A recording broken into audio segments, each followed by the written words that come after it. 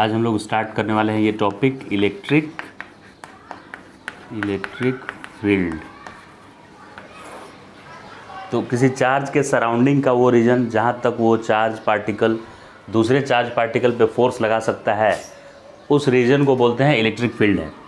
जैसे एक Q charge यहाँ पे है, कैपिटल क्यू चार्ज, तो ये यहाँ तक दूसरे चार्ज को फोर्स लगा सकता है, यहाँ भी लगा सकता है, और इसके बाद इधर ले जाने पे नहीं लगा रहा है मान लेते हैं, तो मैं बोलूँगा कि इसका फील्ड यहीं तक है, जहाँ तक वो दूसरे पे फोर्स लगा देता है वहाँ तक उसका बोला जाएगा फील्ड है।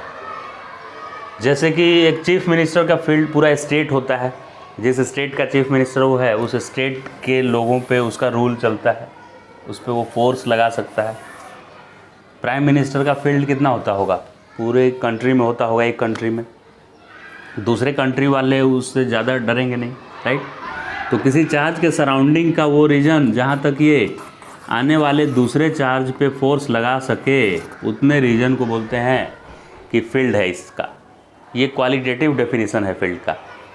और क्वांटिटेटिव डेफिनेशन बनाया गया है कि आखिर कितना फील्ड है, फील्ड का मैग्नीट्यूड कितना है पता करना है। तो वो पता करने के लिए एक 1 कूलम के छोटे से चार्ज को लाया जाता है। कितने कूलम को चार्ज को लाया गया, 1 कूलम, और उस 1 कूलम को टेस्ट चार्ज बोला जाएगा। ये जो मेन चार्ज है जिसका फील्ड निकालने जा रहे हैं, इसको सोर्स चार्ज बोलते हैं। और कितना फील्ड होगा उसको मेज़र करने के लिए एक यहाँ पे 1 कूलम चार्ज को रखते हैं। तो 1 कूलम चार्ज पे वो जितना भी फोर्स लगाता है उतने फोर्स को बोल दिया जाता है कि इसका यहाँ पे फील्ड है। तो अगर किसी ने 1 कूलम के जगह पर Q कूलम लेकर रख दिया यहाँ पे, इससे कितनी दूरी पे रखा, R, और Q चार्ज से R डिस्टेंस पे मुझे पता करना है कि इसका कितना फील्ड है, कितना खौफ है इसका इतनी दूरी पे, राइट। तो एक Q चार्ज को यहाँ पे किसी ने रखा लाके, तो उस Q चार्ज पे फोर्स कितना लगाएगा ये, तो फोर्स का फॉर्मूला होता है सर K, और सोर्स का चार्ज और टेस्ट चार्ज जो अप्लाई, दोनों को लिख दीजिए K Q1 Q2 by R square. ये पहले से हम लोग पढ़ चुके हैं, न्यूटन कूलम का लॉ है, ये कूलम्स लॉ ऑफ इलेक्ट्रोस्टैटिक। इतना फोर्स लगाता है। फिर यूनिटरी मेथड देखिए लगा दीजिए, हम बोलेंगे Q चार्ज पे सोर्स ने फोर्स लगाया Q बाई R स्क्वायर। तो 1 कूलम चार्ज होता, Q के जगह पर क्या होता, 1 कूलम चार्ज, तो ये कितना फोर्स लगाता, तो ये Q इधर डिवाइड हो जाता है कि नहीं आकर, ये Q क्या हो जाएगा, डिवाइड हो जाएगा। यूनिटरी मेथड है। 50 पेन का दाम 100 रुपया, तो एक पेन का दाम क्या होगा, वो ये वाला इधर डिवाइड करते हैं कि नहीं लाकर यूनिटरी मेथड से। तो Q चार्ज पे लगने वाला फोर्स इतना, ये क्या है, लगने वाला फोर्स। तो 1 कूलम चार्ज पे कितना फोर्स लगेगा, Q divided by R square, और ये Q यहाँ डिवाइड भी हो जाएगा, तो इससे ये क्या होगा, कैंसिल होगा। तो इसी क्वांटिटी को, यूनिट चार्ज पे लगने वाले फोर्स को, इसी क्वांटिटी को फील्ड डिफाइन कर दिया गया, और उसका सिंबल क्या लिखा गया, E।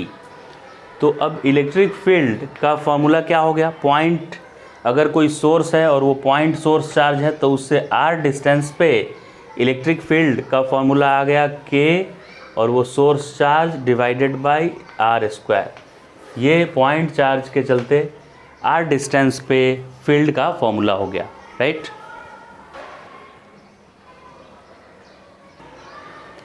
तो फील्ड का ये पॉइंट चार्ज की वजह से फील्ड हो गया।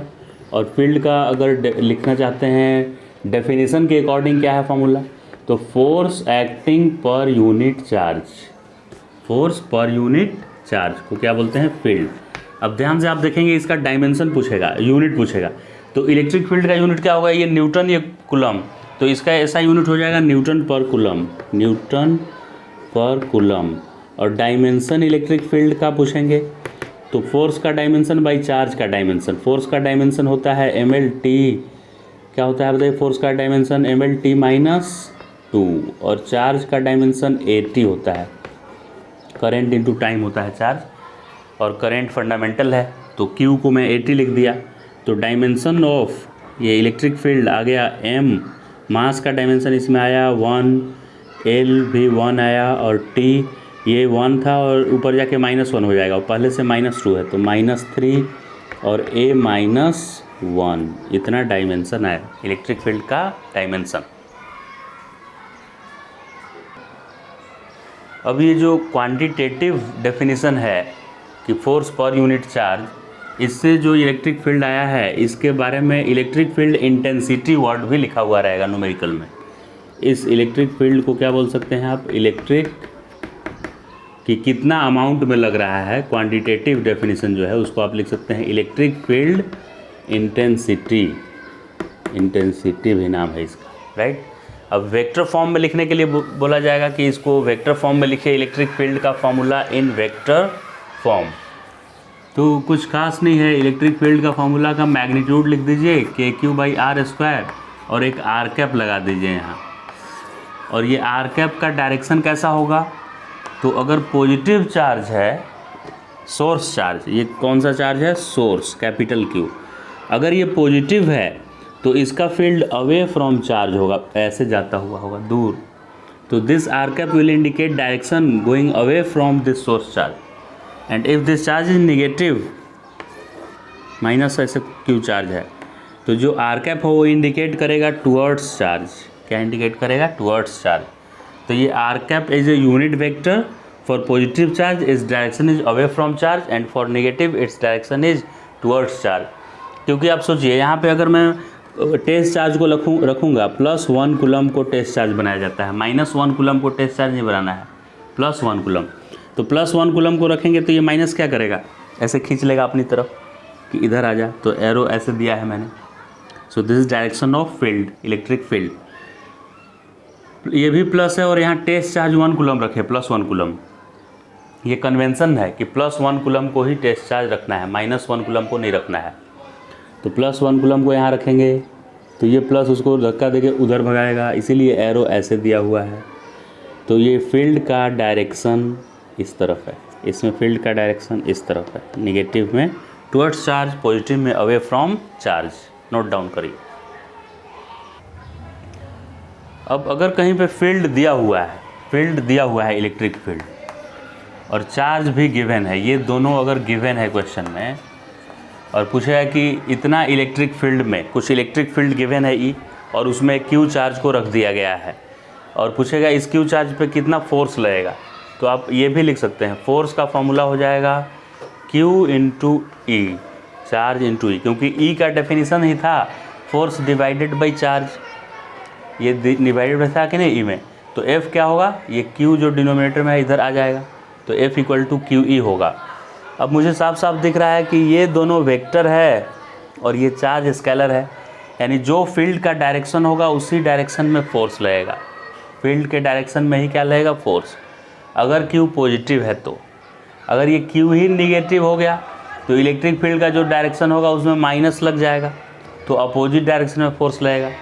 तो फोर्स दो ही डायरेक्शन में लग सकता है, या तो फील्ड के डायरेक्शन में, अगर पॉजिटिव चार्ज है तो फील्ड के डायरेक्शन में, और यानी कि parallel to field, force will act parallel to field, and if charge is negative then force will act anti parallel to field, field जिधर है उसका उल्टा लगेगा। जैसे एग्जांपल लिख लेते हैं, देखिए अगर कहीं पे इलेक्ट्रिक फील्ड दिया हुआ है x की तरफ, तो इलेक्ट्रिक फील्ड को क्या लिखेगा, वो 2i कैप लिख देगा ऐसे। 2i कैप मतलब इलेक्ट्रिक फील्ड कौन से डायरेक्शन में है, x एक्सिस की तरफ है, पॉजिटिव x की तरफ है। और इस पे पूछेगा चार्ज एक मेरे पास 3 माइक्रो कूलम का चार्ज है, 3 माइक्रो कूलम का चार्ज है, यानी कितना कूलम का चार्ज है ये, तो 3 माइक्रो मतलब होता है 10⁻⁻⁶ कूलम, इतने कूलम का चार्ज है। तो इस पे फोर्स आप बताइए कि कितना और कौन से डायरेक्शन में लगेगा फोर्स। तो फोर्स का फॉर्मूला होता है, फोर्स वेक्टर सर आपने बताया था कि लिखा जाता है चार्ज, तो चार्ज मैं लिख दूंगा 3 × 10⁻⁻⁶, चार्ज लिख दिए, और इंटू इलेक्ट्रिक फील्ड कितना है 2i कैप, तो ये मल्टीप्लाई करने पे आ जाएगा कितना, देखिए 6 × 10⁻⁻⁶, 6 × 10⁻⁻ क्या हो गया माइनस, ओके 6 × 10⁻⁻⁶, 3 × 2 6, 10⁻⁻⁶, और आई कैप भी यहाँ आ जाएगा। तो इतने न्यूटन का देखिए फोर्स लगा, ये फोर्स का मैग्नीट्यूड है इतना, और एक्स एक्सिस की तरफ है। तो आप देख सकते हैं कि फील्ड भी आई कैप में था, एक्स की तरफ था, और फोर्स भी एक्स की तरफ ही लग गया। लेकिन अगर दूसरा केस अगर हम देखें, दूसरा क्वेश्चन है एग्जाम्पल नंबर 2, यहाँ इलेक्ट्रिक फील्ड तो मैं दे रहा हूँ 2I कैप, लेकिन चार्ज का वैल्यू में -3 माइक्रोकूलम दे दिया। तो ये -3 10⁻⁻6 कूलम हुआ। अब इस पे फोर्स वेक्टर के साथ निकालना है मुझे, फोर्स किधर लगेगा। तो यहाँ पे आप लिखेंगे जब चार्ज इनटू इलेक्ट्रिक फील्ड, तो चार्ज को लिखेंगे -3 × 10⁻⁻6 और इलेक्ट्रिक फील्ड 2I कैप, तो ये आएगा वही 6 × 10⁻⁻6 और ये माइनस यहाँ पे जैसे ही जाएगा ये -I कैप हो जाएगा, है कि नहीं। तो मैग्नीट्यूड तो वही आ रहा है 6 × 10⁻⁻6, यहाँ भी 6 × 10⁻⁻6, लेकिन ये आया था I कैप में और ये -I कैप में लग गया। तो निगेटिव चार्ज होगा तो फील्ड के उल्टे डायरेक्शन में फोर्स आएगा, यानी एंटी पैरेलल आएगा, और पॉजिटिव चार्ज अगर गिवन होगा तो फील्ड जिधर है उधर ही आएगा, ठीक है। इसमें ओरिजिन पे इलेक्ट्रिक फील्ड निकालना है, और 1 मीटर पे पहला चार्ज Q है, दूसरा 2 मीटर पे तीसरा 4 और अगला 8, और ऐसे ऐसे इनफाइनाइट नंबर ऑफ चार्जेज है प्लेस्ड। और आपको बताना है ओरिजिन पे फील्ड कितना होगा। तो ओरिजिन पे इसका फील्ड होगा, ये सब प्लस प्लस चार्ज है मान लेते हैं, तो ये प्लस वाला यहाँ पे यूनिट चार्ज को बैठाइए 1 कूलम, +1 कूलम को, तो इस प्लस को 1 कूलम को ये लेफ्ट में ऐसे धक्का मारेगा, फिर ये भी इसको इधर की तरफ रिपेल करेगा, ये भी रिपेल करेगा, तो ये बहुत सारा रिपल्सन फेस करेगा। उन सब का वैल्यू क्या क्या होगा, उन सब का रिपल्सन पहले यहाँ देख लेते हैं क्या होगा।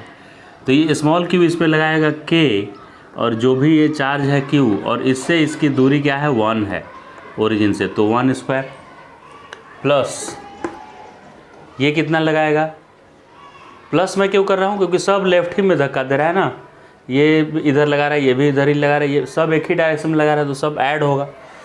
दूसरा k, यहाँ का भी चार्ज q, लेकिन इसकी दूरी है यहाँ से 2 मीटर ओरिजिन से, और ओरिजिन पे मुझे निकालना था, तो 2 का स्क्वायर होगा।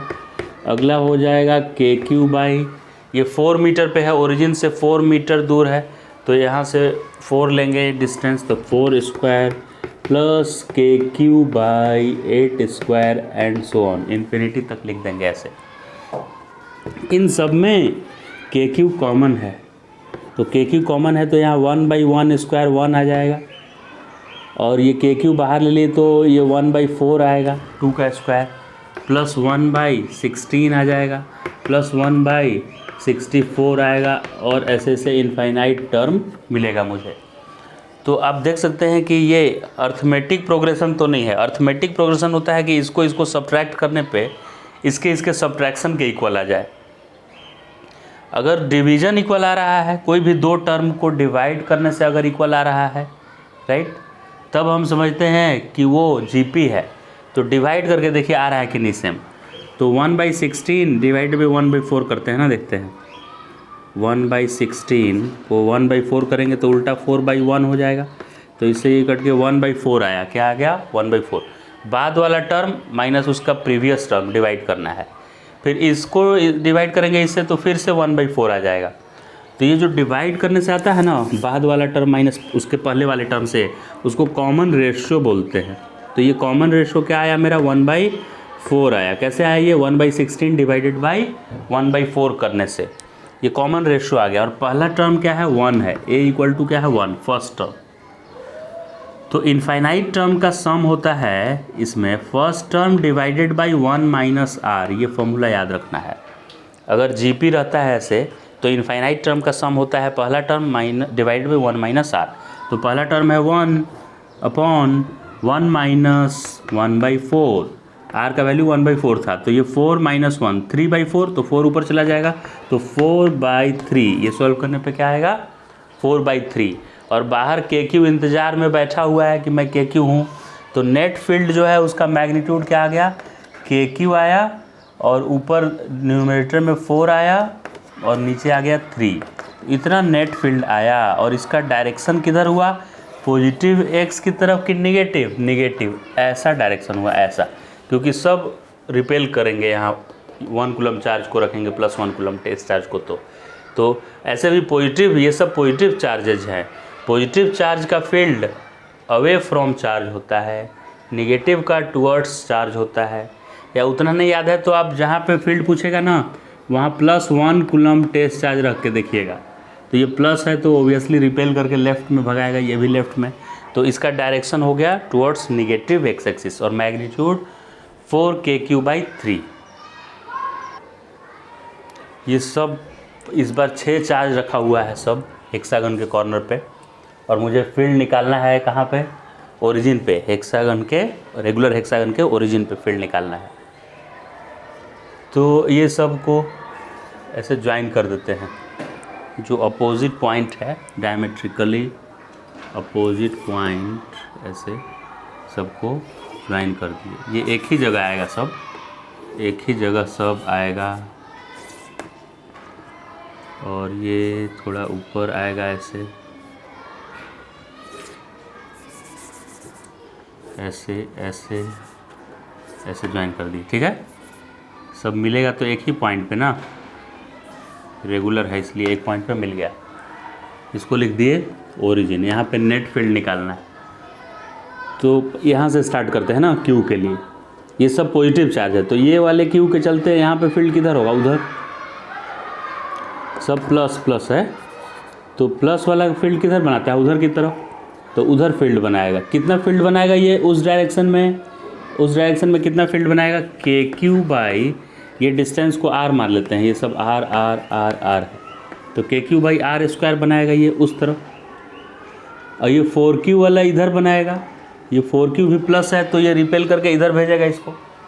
तो ये कितना बनाएगा, KQ नहीं, K 4Q, ये 4Q चार्ज है और R²। तो इन दोनों का सब्ट्रैक्शन होगा कि नहीं, ये बोल रहा है उधर फील्ड होगा और ये बोल रहा है नहीं इधर होगा, तो कौन जीतेगा, कौन ज़्यादा है ताकतवर, ये है। तो यानी इधर की तरफ फील्ड होगा नेट, और कितना होगा इधर की तरफ, तो इनका सब्ट्रैक्शन। तो 4kQ/R² में 1kQ/R² गया तो 3kQ/R² बचेगा कि नहीं, 3kQ/R²। और वो किधर को बचेगा, ऐसे वाला बचेगा, इधर वाला, इधर वाला, ये गायब हो जाएगा बेचारा, क्योंकि ये Q ने जो लगाया था ना वो छोटा सा लगाया था, ये 4Q ज़्यादा पावरफुल था, तो इसका जीत हो जाएगा यहाँ पे, और ये ज़्यादा इधर लगेगा। तो अभी इधर की तरफ 3kQ/R² है, इन दोनों में कौन जीतेगा, 5 और 2 में 5 ज़्यादा पावरफुल है, और ये पॉजिटिव है इसलिए फील्ड इधर की तरफ होगा, तो इधर की तरफ अगला फील्ड आ जाएगा। ये बेचारा कमज़ोर पड़ जाएगा, ये 2Q वाला कमज़ोर पड़ जाएगा, 5Q वाला जीत जाएगा। वैसे 6Q और इधर 3Q था, तो इन दोनों में 3Q इधर कमज़ोर पड़ जाएगा और 6Q वाला ज़्यादा पावरफुल उधर आ जाएगा। तो ये वाला हटाकर और हम ये 6Q के अकॉर्डिंग इधर की तरफ ले रहे हैं। अब ये तीनों ही फील्ड इतना ही है, इस फील्ड को मैं E लिख देता हूँ, इस फील्ड को मैं क्या लिख दिया, E। ये भी E, ये भी E और ये भी E। 6 फील्ड में से 3 बच गए। अब ये फील्ड और ये फील्ड कितने डिग्री पे है, 120 डिग्री पे, क्योंकि यहाँ पे आप एक 60 एंगल आएगा, आप सब निकालेंगे तो 360 को 6 भाग में बांटेंगे तो एक पार्ट 60 आएगा। तो ये 60 मिला के ये 120 एंगल है, और 2 वेक्टर 120 पे होता है तो उसका रिजल्टेंट वापस वही वेक्टर आ जाता है। तो ये E है और ये E है, तो इन दोनों का रिजल्टेंट भी E ही आएगा, और वो किधर आएगा, ये 120 के बाइसेक्टर पे, क्योंकि दोनों इक्वल है। तो अब इस तरफ 2 E हो गया, एक ओरिजिनल जो E था वो, और इन दोनों का रिजल्टेंट भी E आया। तो E और E मिला के ये क्या हो गया, 2E। तो अभी 2E फोर्स इस साइड में लगा, इस डायरेक्शन में फोर्स कितना लगा, 2E। और E का वैल्यू जो था वो वापस रिटर्न कर देंगे अगर हम 3kQ/R², तो आंसर आ जाएगा 6kQ/R²। इतना फील्ड ये इस पॉइंट पे, सेंटर पे इतना फील्ड लगेगा, और कौन से डायरेक्शन में लगेगा, इस डायरेक्शन में लगेगा। चार्ज डिस्ट्रीब्यूशन अब सीख लेते हैं क्या है। अभी चार्ज अगर एक वायर पे है, पतला सा एक वायर है, इसके ऊपर चार्ज दिया हुआ है प्लस या माइनस वायर के ऊपर। इस वायर का लेंथ यहाँ से लेकर यहाँ तक कैपिटल L मान लेते हैं, और इस पर टोटल चार्ज Q दिया हुआ है, सब मिला के प्लस प्लस क्या दिया हुआ है, Q। टोटल चार्ज Q है, तो चार्ज पर यूनिट लेंथ क्या होगा, Q/L, क्योंकि L लेंथ पे Q चार्ज, तो यूनिट लेंथ पे कितना चार्ज, Q/L। तो इस Q/L के लिए एक सिंबल बना हुआ है लैम्डा, और ये लैम्डा है क्या, चार्ज पर यूनिट लेंथ। और लैम्डा का यूनिट क्या होगा, कूलम पर मीटर होगा, चार्ज बाई लेंथ है इसलिए कूलम पर मीटर। अभी चार्ज ज़रूरी नहीं है कि एक पतले से तार पे हो, ऐसे पतला सा वायर के ऊपर चार्ज है तो उसके लिए इस टाइप का टर्म डिफाइन होता है कि total charge by total length, total charge by total length को बोलते हैं चार्ज पर यूनिट लेंथ, या लीनियर चार्ज डेंसिटी भी बोलते हैं। अगर एक एरिया में फैला हुआ है ये चार्ज, अगर एक एरिया ऐसे बना देते हैं सर्कुलर, और इस पर चार्ज फैला हुआ है, या सर्कुलर ज़रूरी नहीं है, रेक्टेंगल भी ऐसे है और इस पर चार्ज फैला हुआ है प्लस प्लस प्लस, तो टोटल कुल मिला के चार्ज Q है और इसका कुल मिला के एरिया A है। टोटल चार्ज है Q और टोटल एरिया है A।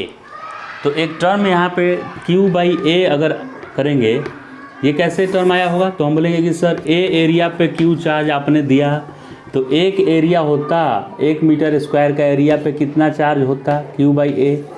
तो इस टर्म को क्या बोलेंगे, चार्ज पर यूनिट एरिया। और चार्ज पर यूनिट एरिया के लिए सिग्मा सिंबल बना हुआ है, ऐसे sigma, charge per unit area के लिए। तो सिग्मा का यूनिट क्या होगा, चार्ज का कूलम और एरिया का मीटर स्क्वायर। तो सिग्मा का यूनिट हो गया कूलम पर मीटर स्क्वायर, कूलम पर मीटर स्क्वायर, राइट। तीसरे तरह का चार्ज डेंसिटी होता है वॉल्यूम चार्ज डेंसिटी। अगर एक वॉल्यूम में चार्ज बटा हुआ है, स्फीयर है ऐसे स्फीयर, और इसके भीतर भी चार्ज है, सरफेस पे तो है ही, सरफेस पे के साथ साथ इसके वॉल्यूम में भी अंदर भी फंसा हुआ है, मसाला भरा हुआ है अंदर। जैसे वाटरमेलन में अंदर खाली थोड़े रहता है, हॉलो स्फीयर नहीं होता है वाटरमेलन, अंदर भरा हुआ रहता है। तो अंदर भरा हुआ चार्ज है, जैसे सीड्स वाटरमेलन में अंदर भरा हुआ रहता है, वैसे चार्ज भरा हुआ है। तो इस बार चार्ज एरिया पे नहीं रह के वॉल्यूम में कहा जाएगा। तो इसका वॉल्यूम V अगर है तो V वॉल्यूम में Q चार्ज, तो एक वॉल्यूम में कितना चार्ज, Q/V। तो इसको रो लिखते हैं, चार्ज पर यूनिट वॉल्यूम को क्या बोलते हैं, रो। तो इसको बोलते हैं वॉल्यूम चार्ज डेंसिटी। इसका यूनिट क्या होगा, चार्ज का यूनिट कूलम और वॉल्यूम का ऐसा यूनिट मीटर क्यूब। तो वॉल्यूम चार्ज डेंसिटी का यूनिट हो जाएगा कूलम पर मीटर क्यूब। और वॉल्यूम चार्ज डेंसिटी है क्या, कि यूनिट वॉल्यूम में किसी सॉलिड स्फीयर के भीतर में 1 मीटर क्यूब का वॉल्यूम लेंगे तो उसमें कितना कूलम चार्ज मिलेगा मुझे, that is charge per unit volume. Linear charge density पे बेस्ड न्यूमेरिकल एक लिए हुए हैं, जिसमें ओरिजिन से स्टार्ट होता हुआ रॉड का एक किनारा ओरिजिन से स्टार्ट हुआ है और वो यहाँ तक L लेंथ तक ये रॉड गया है।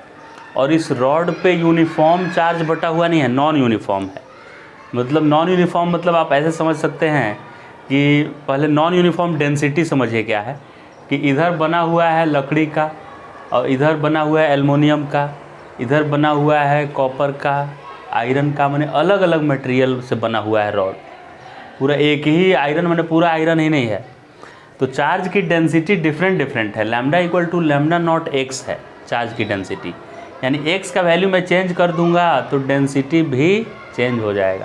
एक डेंसिटी जैसा नहीं है। x 0 रखेंगे यानी ओरिजिन के पास चार्ज है ही नहीं, चार्ज डेंसिटी नहीं है। 1 मीटर पे lambda equal to lambda not into 1 इतना डेंसिटी है।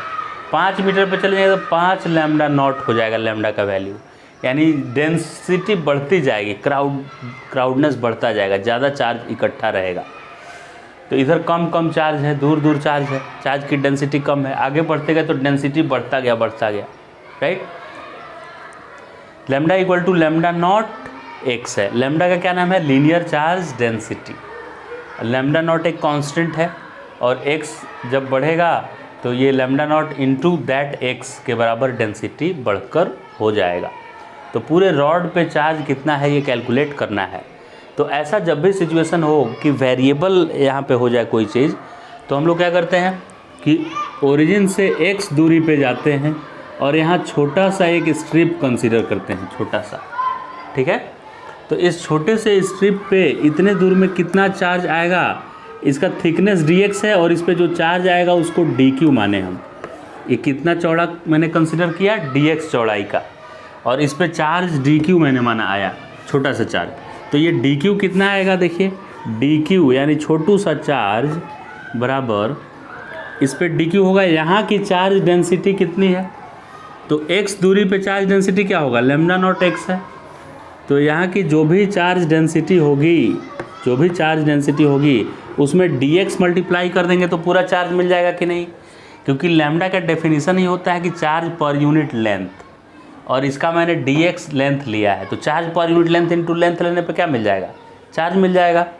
लेकिन ये चार्ज dq क्यों है, क्योंकि इतने ही दूर का चार्ज है, सारा का सारा चार्ज नहीं है, सिर्फ dx लेंथ का ये चार्ज है। तो टोटल चार्ज निकालने के लिए इसी को क्या कर दिया जाता है, इंटीग्रेट। तो dq का इंटीग्रेशन क्या हो जाता है, q। ऐसे dq का इंटीग्रेशन करेंगे, मान लेते हैं कि ये dq पूरे रॉड पे जो चार्ज है वो कैपिटल Q है, तो ये dq का इंटीग्रेशन स्मॉल q होगा, और स्मॉल q का value final q minus initial q ऐसे करेंगे। तो dq का वैल्यू चलिए q ही लिख देते हैं, ऐसा टोटल चार्ज रॉड पे स्मॉल q है मैं मान रहा हूँ। तो इस लैम्डा का वैल्यू क्या आएगा, लैम्डा का वैल्यू आएगा lambda not x dx। x कहाँ से कहाँ बदलेगा सर, तो x 0 से और पूरे रॉड के लेंथ तक, ये dx वेरिएबल है ना, तो x मैं एकदम यहाँ पे ले सकता था ओरिजिन से थोड़ा सा दूर, तो x की वैल्यू कम से कम मैं 0 ले सकता हूँ, ज़्यादा से ज़्यादा l ले सकता हूँ, तो 0 से l तक।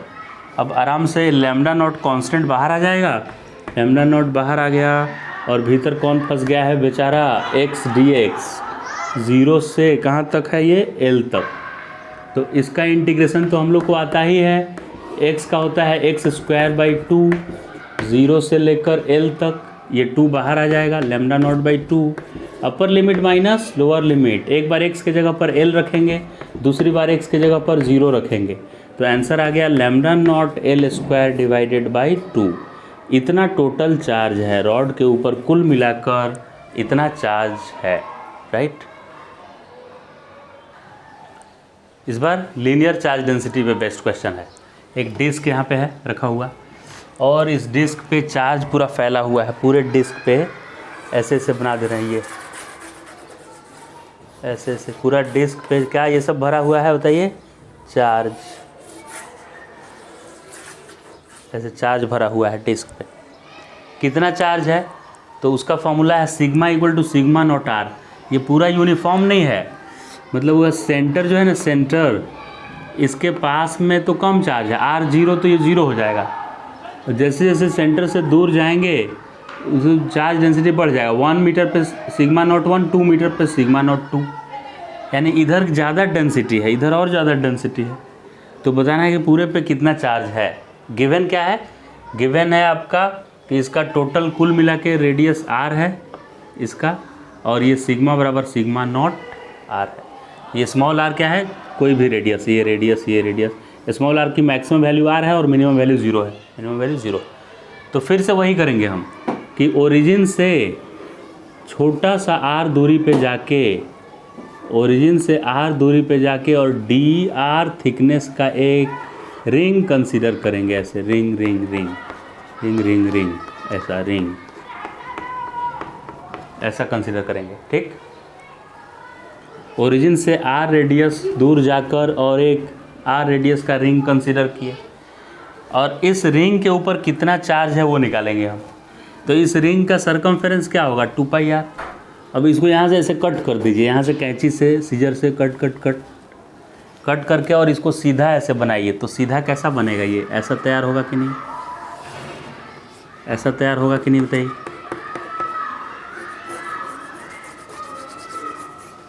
अगर इसको हमें यहाँ सीजर से कट करके ऐसे सीधा खोल दें तो क्या ऐसा तैयार होगा।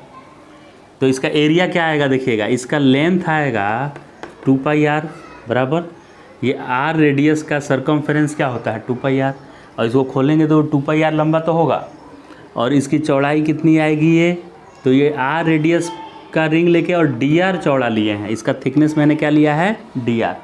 तो ये रेक्टेंगुलर स्ट्रिप बन गया। तो इसका एरिया पता है क्या आएगा, एरिया आएगा 2πr इंटू dr, क्योंकि रेक्टेंगल का एरिया होता है l इंटू बी। तो ये 2πr कैसे हुआ पता चल गया, ये सरकमफेरेंस है, इसको कट करेंगे तो सरकमफेरेंस ही लंबा बनेगा 2πr, और इसकी पट्टी की चौड़ाई dr मैंने लिया हुआ है। तो 2πr इंटू dr करने से इसका एरिया मिल गया। तो अब इस पे चार्ज कितना आएगा, ये इस पे स्ट्रिप पे चार्ज कितना आया होगा उसको dq में लिख रहा हूँ। तो ये बोल रहा है कि चार्ज सिग्मा नॉट r है, सिग्मा नॉट r किसका वैल्यू है, चार्ज डेंसिटी है, चार्ज पर यूनिट एरिया। तो यहाँ पे मैं लिख दूंगा dq का वैल्यू, यहाँ का डेंसिटी कितना है, तो सिग्मा r ये डेंसिटी हो गया यहाँ का, और डेंसिटी में वो कैसा डेंसिटी है, एरिया चार्ज डेंसिटी है, एरिया वाला। तो उसमें ये एरिया मल्टीप्लाई कर दीजिए, कितना एरिया मल्टीप्लाई करना है सर, 2πr dr। तो हम लोग क्या सीखे हैं, डेंसिटी इंटू एरिया मल्टीप्लाई कर देने पे क्या आ जाएगा, चार्ज आ जाएगा, charge per unit area into area लिखने पे।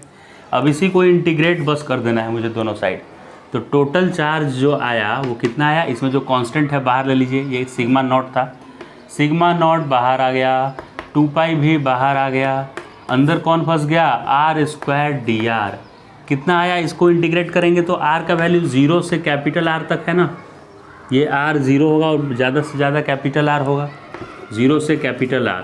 तो ये सिग्मा नॉट 2π बाहर और r³ एंड लिमिट 0 से R, 3 बाहर आ जाएगा, तो 2π सिग्मा नॉट बाई 3 और लिमिट रखें, अपर लिमिट तो r³ और लोअर लिमिट तो 0। तो आंसर आ गया 2π सिग्मा नॉट r³/3, इतना टोटल चार्ज आ जाएगा डिस्क के ऊपर। ओके, रिंग का इलेक्ट्रिक फील्ड आइए देखते हैं। तो ये रिंग एक मैंने बनाया हुआ है, इस रिंग पे चार्ज दिया हुआ है पूरा रिंग पे, plus plus plus plus plus plus plus plus ऐसे रिंग पे। और ये रिंग कैसा है, बोर्ड के अंदर घुसा हुआ है और बाहर निकलता हुआ है, ऐसे ऐसे रिंग है। तो इसका जो इस रिंग का जो सेंटर है ना, सेंटर उससे उधर फील्ड निकालना है, सेंटर से उधर x दूरी पे। और इसका खुद का रेडियस कितना है रिंग का, r, रिंग का रेडियस है r। तो यहाँ पे फील्ड देखिए कैसे निकाला जाता है। तो एक यहाँ से छोटा सा टुकड़ा dq लिए, dq चार्ज, उसमें छोटे से टुकड़े पे कितना चार्ज है, dq। तो इस dq के वजह से यहाँ पे फील्ड निकालेंगे। तो पॉजिटिव चार्ज का मैंने बताया था कि अवे फ्रॉम चार्ज होगा, यानी प्लस वाला वहाँ धक्का मारेगा उधर, तो इधर की तरफ ये फील्ड होगा, राइट। अब ये फील्ड, इस तरफ जो फील्ड आया उसका 2 कंपोनेंट होगा, ये मान लेते हैं थीटा एंगल है, इधर भी एंगल क्या हो जाएगा, थीटा। तो ये जो फील्ड आया DE, छोटा सा फील्ड आया, क्योंकि पूरा रिंग थोड़े लिए हम, रिंग का एक टुकड़ा लिए हैं यहाँ।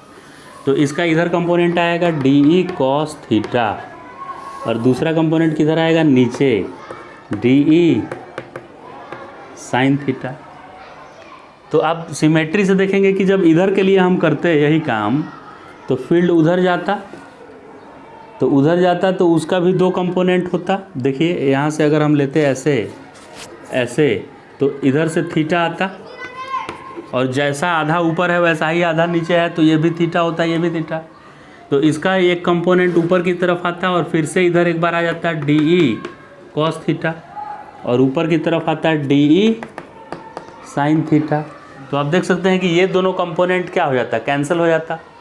तो ऐसा 2 ही पॉइंट थोड़ा ही है, ये और ये नहीं है ना, और भी उसके नीचे पॉइंट है ये। तो इसके कॉरेस्पॉन्डिंग भी cos थीटा उधर आता, sin थीटा नीचे आता। तो हमेशा sin थीटा ऊपर और नीचे का कैंसिल हो जाएगा और cos थीटा हमेशा ऐड होगा। तो कुल मिला के जो फील्ड आएगा वो DE cos थीटा के अकॉर्डिंग आएगा, ठीक है, DE cos थीटा यहाँ का जो फील्ड आएगा वो, राइट। अब टोटल फील्ड कितना होगा, तो इसी को मैं क्या करूँगा, इंटीग्रेट। अब DE क्या होगा, D यहाँ DQ अगर चार्ज है तो Q के जगह पर क्या लिख दिए, DQ small q, KQ by ये वाला डिस्टेंस, ये डिस्टेंस कितना होगा, r² प्लस x² का रूट, ये r है ये x है, तो r और x का स्क्वायर का रूट ये मिलेगा।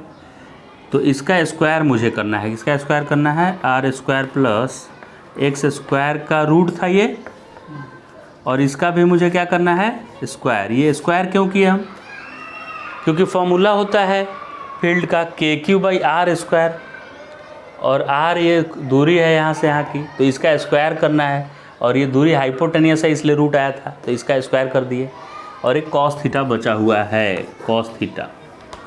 अब इसमें से ये पूरे रिंग के लिए, आप रिंग के लिए कहीं से आप करेंगे ज्वाइन, तो वो उतना ही थीटा एंगल बनाएगा, पूरा रिंग उतना ही एंगल बनाएगा। ऐसा रिंग है तो उसका किनारा से यहाँ से एंगल, यहाँ से एंगल, यहाँ से एंगल, सब एंगल क्या है, वही थीटा से जुड़ा हुआ है सेम। तो ये कॉस थीटा भी एक कांस्टेंट है, तो कॉस थीटा भी बाहर आ जाएगा। तो इंटीग्रेशन से बाहर देखिए के बाहर आया, कॉस थीटा भी बाहर आ गया, और नीचे बच गया r square plus x square. Square से रूट खत्म हो गया इसका, और अंदर में खाली डी क्यू बचा।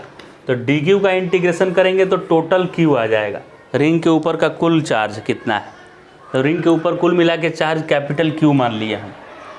तो डी क्यू, ये डी क्यू हो गया, डी क्यू का इंटीग्रेशन टोटल चार्ज क्यू हो गया, divided by r square plus x square. अगर हम मानते हैं कि रिंग के ऊपर स्मॉल क्यू चार्ज है टोटल, तो यहाँ भी डी क्यू का इंटीग्रेशन स्मॉल क्यू लिख देते हैं, ठीक।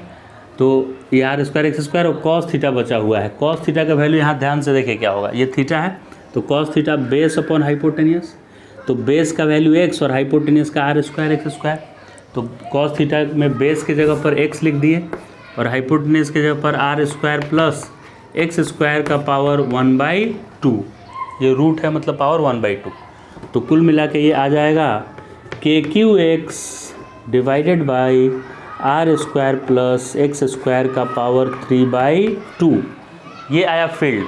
अब स्पेशल केस देखिए, अगर x 0 हो जाए, अगर x 0 हो जाए, ये x 0 हो गया माने ओरिजिन हो गया इसका, तो इस रिंग के ओरिजिन पे फील्ड क्या होगा, ये x 0 जैसे ही होगा ये सबको खा जाएगा, न्यूमरेटर ही 0 हो गया, तो ये फील्ड भी क्या हो जाएगा, दिस इम्प्लाइज इलेक्ट्रिक फील्ड भी क्या हो जाएगा 0। यानी ओरिजिन पे फील्ड 0 होता है। ये समझ में आ गया ओरिजिन पे फील्ड। दूसरा केस है कि अगर x का वैल्यू बहुत ज़्यादा हो जाए r से, तो इस बार r को लिखेंगे ही नहीं, नेग्लिजिबल हो जाएगा। तो एक्स स्क्वायर और ये 2 से 2 कट गया तो एक्स क्यू आ जाएगा, और ऊपर एक एक्स है तो कट के नीचे एक्स स्क्वायर बचेगा। तो इसका आंसर आ जाएगा E = KQ/x स्क्वायर, ऐसा बच जाएगा। तीसरा केस, अगर x छोटा हो और r ही बड़ा हो जाए रेडियस, तो इस बार x गायब हो जाएगा और ये 2 से 2 कट जाएगा और नीचे RQ आ जाएगा, यानी KQX/RQ। तो इस केस में फॉर्मूला हो जाएगा KQX/RQ। इतना केस समझ गए सब। फिर इसका मैक्सिमम वैल्यू कितना होता है, इलेक्ट्रिक फील्ड का मैक्सिमम वैल्यू, तो ये इलेक्ट्रिक फील्ड इधर से, यहाँ से R/√2 आगे जाने पे, या इधर भी जाएंगे तो वही सिचुएशन होगा, इधर यही जैसा काम उधर किए हो इधर भी हम कर सकते थे। तो x का वैल्यू जब आप प्लस या माइनस, प्लस माने उधर माइनस माने इधर, R/√2 रखते हैं ना, तो E उस समय मैक्सिमम आता है। कितना आता है E मैक्सिमम। कितना मैक्सिमम वैल्यू आएगा उसका, तो इस फार्मूला में पुट कर दीजिए। देखिए तो E की मैक्सिमम वैल्यू आएगी E = KQ, और x के जगह पर रखना है मुझे R/√2 divided by R square plus x square है, तो x के जगह पर R/2 लिखेंगे। तो R/2 का क्या करेंगे, स्क्वायर करना है, तो R स्क्वायर और √2 का स्क्वायर क्या होगा 2, और इसका पावर आ जाएगा 3/2, राइट। तो इसको सॉल्व करने से जो आएगा वो क्या आएगा, मैक्सिमम इलेक्ट्रिक फील्ड। इसका लास्ट में ग्राफ एक बना देते हैं कि कैसा ग्राफ आएगा, इस रिंग के वजह से कैसा ग्राफ आएगा। देखिए तो ये सब हम समझ गए हैं कि ओरिजिन पे सर फील्ड 0 आया था, ओरिजिन पे क्या 0 आया था फील्ड, इलेक्ट्रिक फील्ड। फिर ओरिजिन के बाद इन्फिनिटी पे भी क्या आएगा, 0 आएगा। इन्फिनिटी पे तो उसका फील्ड रहेगा ही नहीं, बहुत दूर चले जाएंगे तो। और बीच में कहीं मैक्सिमम आया था, इन्फिनिटी पे भी 0, ओरिजिन पे भी 0। फिर दूसरे तरफ ऐसे गए तो दूसरे तरफ भी यहाँ मैक्सिमम आएगा और इन्फिनिटी पे जाके क्या हो जाएगा 0। और ये सबसे ज़्यादा फील्ड मैक्सिमम कहाँ आया था, -R/√2 और प्लस R/√2, इस जगह मैक्सिमम फील्ड आया था E मैक्स। ये भी क्या है E मैक्स, लेकिन ये उल्टे डायरेक्शन में है, इधर की तरफ का E मैक्स है और ये उस साइड का E मैक्स है। इन्फिनिटी पे भी 0, इधर भी 0, और ये जनरल हो गया graph. Electric field versus x का ग्राफ है फॉर रिंग।